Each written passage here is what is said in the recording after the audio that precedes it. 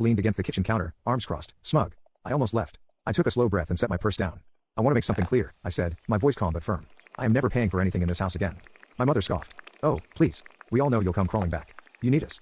Mark smirked. Yeah, you're not going to let Mom suffer. We all know that. I tilted my head, giving him a long, measured look. How much rent are you paying, Mark? The smirk vanished. What? You heard me. He looked at Mom, then back at me. That's none of your business. Oh, but it is my business, I said, stepping closer. You see, I've been hearing some interesting things lately. Like how you've been giving Mom a whole $100 a month. My mother stiffened. Who told you that? Does it matter? I said, folding my arms. You've been telling the whole family that you're suffering, that you're on the verge of financial ruin, that I abandoned you. Meanwhile, Mark is giving you pocket change while you're out buying gold bracelets. Mark's face was turning red. That's, I cut him off. Fair? Reasonable? Because if that's the case, then my money should have been more than enough to last you for years. My mother's mouth opened, then closed. Silence. I let it stretch for a long moment before I spoke again. I'm not coming back, Mom, I said quietly. Not to this. Not to being used. Not to being disrespected after everything I've done for this family. I was your daughter, not your retirement plan. And if you can't see that, then that's not my problem anymore. For the first time, I saw something in her expression that I hadn't seen before. Not just shock, not just anger. Fear. Because she knew, really knew, that I wasn't bluffing this time. And she had no backup plan. I picked up my purse and headed for the door. Mark finally snapped out of his silence. You're just going to leave us like this? I turned back, meeting his eyes. You left me a long time ago, I said simply. Then I walked out, leaving them to clean up their own mess. And this time, I didn't look back. The silence was deafening. For years, my phone had been flooded with messages from my family, requests for money, guilt-tripping, complaints about how I never did enough.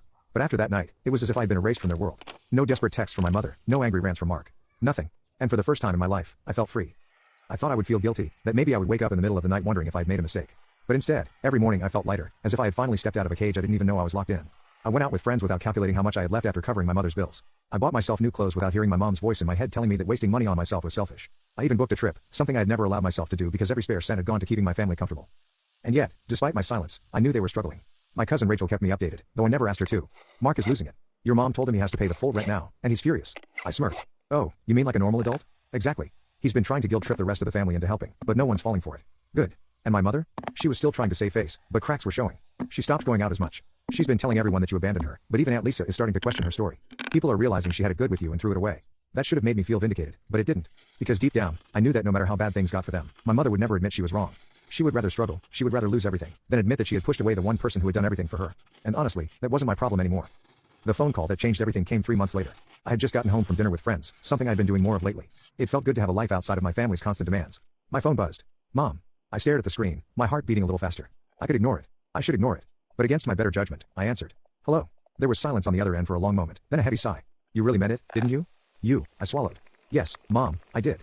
Another silence, then a bitter laugh. I didn't think you had it in you. Well, I did. So, that's it? You just pretend we don't exist? I sighed, rubbing my temple. I don't pretend anything, Mom. You made it clear how you saw me.